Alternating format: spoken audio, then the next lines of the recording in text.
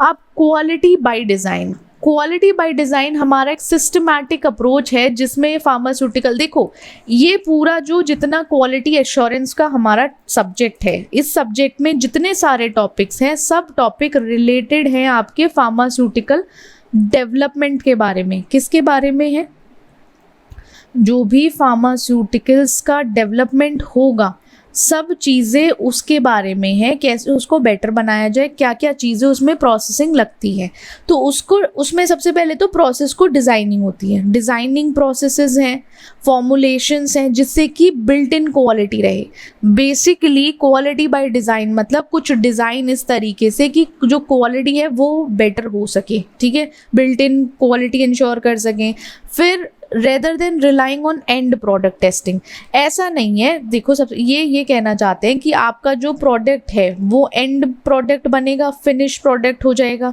आपको उस आखिरी प्रोडक्ट पे रिलाय नहीं करना कि चलो ठीक है जब बन जाएगा तब हम टेस्टिंग देख लेंगे, तब हम उसको देख लेंगे कि सही है या गलत है। नहीं, क्वालिटी बाय डिज़ाइन कहता है उसको हम फोकस करेंगे प्रोसेस के टाइम पे, जिस टाइम प्रोसेसिंग चल रही होगी, जिस टाइम फॉर्मुलेशन तैयार हो रही होगी, उस टाइम ही हम मेक श्योर कर लेंगे कि बिल्ट इन क्वालिटी कैसी है, रेदर देन कि हम एंड प्रोडक्ट पर रुके रहें कि जब एंड प्रोडक्ट टेस्टिंग होगी तभी हम कुछ करेंगे, नहीं, बीच में ही है। तो ये हमारा क्यूबीडी का सिस्टमैटिक अप्रोच है जो दो ही चीज़ों पे फोकस करता है, एक डिज़ाइनिंग प्रोसेसेस पर, एक फॉर्मुलेशन पर।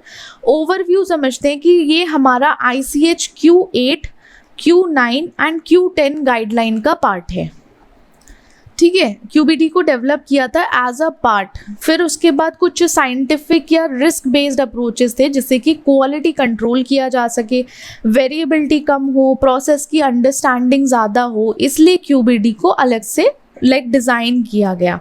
अब ऑब्जेक्टिव्स क्या हैं? देखो सबसे पहले ऑब्जेक्टिव वही है, हमें क्वालिटी की बात की तो हमें अपना हाई क्वालिटी प्रोडक्ट बनाना है जिससे कि कस्टमर की नीड सेटिस्फाई हो सके, फुलफिल हो सके। साथ ही साथ उसको रेगुलेटरी रिक्वायरमेंट के हिसाब से भी रखना है। ऐसा नहीं है कि कस्टमर को ये चीज़ पसंद है, बेफिजूल चीज़ें तो आप वो बना दो, नहीं, रेगुलेटरी स्टैंडर्ड्स, रेगुलेटरी रिक्वायरमेंट्स उनको फॉलो करते हुए उनके हिसाब से ही काम करना है।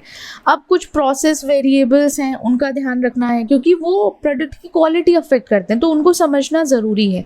फिर आपको कंट्रोल देखना है जिसमें रोबस्ट मैन्युफैक्चरिंग प्रोसेसेस आते हैं, उसमें क्यूबीडी हमारा काम आएगा। क्यूबीडी का काम है प्रोडक्ट की क्वालिटी बढ़ाना, एफिशिएंसी बढ़ाना, रिस्क को कम करना, साथ ही साथ रेगुलेटरी कंप्लायंस को बढ़ा देना क्योंकि फॉलो रहेगा। फैसिलिटेटेड इनोवेशन होना चाहिए, फ्लेक्सिबिलिटी हो मैन्युफैक्चरिंग में, जब फ्लेक्सिबिलिटी तो हो, साथ ही साथ वो प्रोडक्ट की क्वालिटी भी मेंटेन रखे, ऐसा नहीं प्रोडक्ट की क्वालिटी बेकार हो जाए।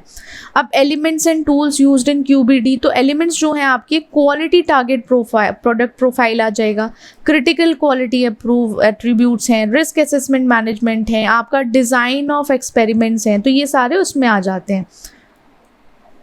फिर critical control strategies, continuous improvement, ये आप एक बार पढ़ के देखोगे, ये आपको हेडिंग से ही समझ आ जाएगा कि हाँ भाई लूप में ऐसा प्रोडक्ट चलेगा, उसकी लाइफ साइकिल में इम्प्रूवमेंट के चांसेस हैं, तो कंटिन्यूसली उसको इम्प्रूव किया जा सकता है कॉन्टिन्यूसली। अब टूल्स यूज़ किए जाते हैं, देखो जैसे रिस्क मैनेजमेंट टूल्स में आपका FEME आ जाता है, failure mode and effect analysis, Ishikawa fishbone diagram जो है, Pareto analysis, fault tree analysis, ये सारे आपके रिस्क मैनेजमेंट टूल्स में आते हैं। फिर स्टैटिस्टिकल टूल्स हैं, DOE हैं, PAT, ये सारे टूल्स यूज़ किए जाते हैं हमारे क्वालिटी बाय डिज़ाइन में।